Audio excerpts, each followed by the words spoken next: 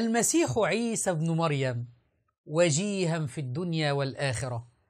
المسيح عيسى ابن مريم عليه السلام يذهب كل عام إلى كربلاء لزيارة قبر الحسين أو القبر المنسوب للحسين رضي الله عنه مع الشيعة الموالين.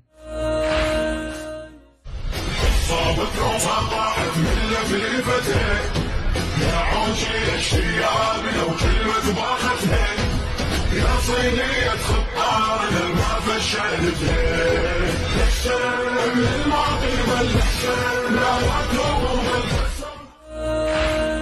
شيعة العراق رفعوا هذا المقطع على اليوتيوب من أجل أن يأتوا بمشاهدات ومن أجل أن يؤججوا مشاعر من هم بخارج العراق ليأتوا إلى هذا الضريح المنسوب للحسين رضي الله عنه.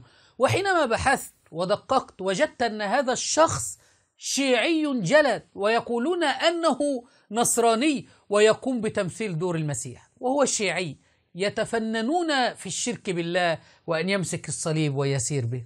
شعائر حسينية أم وساوس شيطانية؟